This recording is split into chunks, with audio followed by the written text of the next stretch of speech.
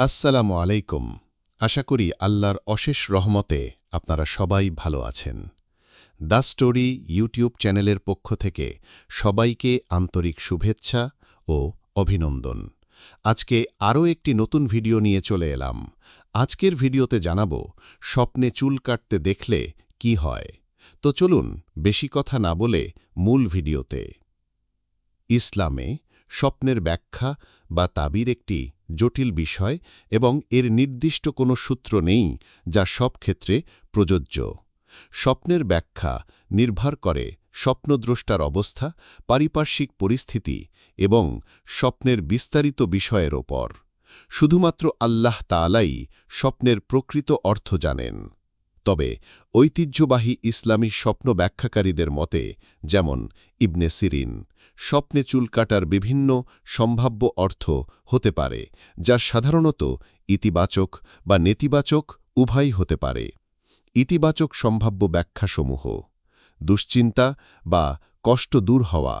অনেক ব্যাখ্যাকারীর মতে স্বপ্নে চুল কাটা দুঃখ, কষ্ট, ঋণ বা দুশ্চিন্তা থেকে মুক্তি পাওয়ার ইঙ্গিত হতে পারে।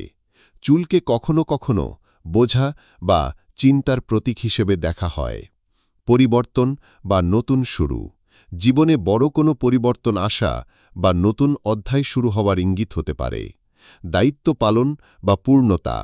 যদি হজ বা উমরার ইহরাম অবস্থায় চুল কাটার স্বপ্ন দেখা হয়, তবে তা ধর্মীয় দায়িত্ব পূর্ণ হওয়া বা পরিশুদ্ধতার প্রতীক হতে পারে। রোগ মুক্তি। অসুস্থ ব্যক্তির জন্য চুল কাটার স্বপ্ন রোগ থেকে আরোগ্য লাভের ইঙ্গিত হতে পারে। ঋণ পরিশোধ।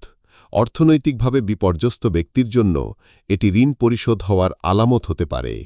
নেতিবাচক সম্ভাব্য ব্যাখ্যাসমূহ ক্ষেত্রবিশেষে। মর্যাদা বা সম্মানহানি। কখনো কখনো এটি সাময়িক সম্মানহানি বা লোকসমাজে হেয় হওয়ার ইঙ্গিত হতে পারে, বিশেষ করে যদি চুল খুব খারাপভাবে কাটা হয়। ক্ষতি বা লোকসান।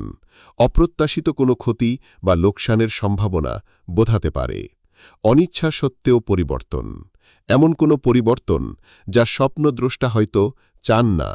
গুরুত্বপূর্ণ বিষয়: স্বপ্নদ্রষ্টার অবস্থা। স্বপ্ন দেখার সময় আপনি কেমন অনুভব করছিলেন? চুল কাটার পর আপনার কেমন লাগছিল? আপনি কি নিজে চুল কাটছিলেন নাকি অন্য কেউ কেটে দিচ্ছিল? চুলের ধরন। লম্বা চুল নাকি ছোট চুল কাটছিলেন? চুল কি সুন্দর ছিল নাকি খারাপ ছিল? বর্তমান জীবন পরিস্থিতি। আপনি কি কোনো সমস্যা, ঋণ বা দুশ্চিন্তায় আছেন? আপনি কি কোনো পরিবর্তনের মধ্যে দিয়ে যাচ্ছেন? সর্বশেষে বলা যায় যে, স্বপ্নে চুল কাটার অর্থ সাধারণত ইতিবাচক দিকেই বেশি নির্দেশ করে, বিশেষ করে যদি স্বপ্নে কোনো স্বস্তি বা ভালো অনুভূতি থাকে। এটি দুশ্চিন্তা মুক্তি এবং পরিবর্তনের প্রতীক হিসেবে দেখা হয়।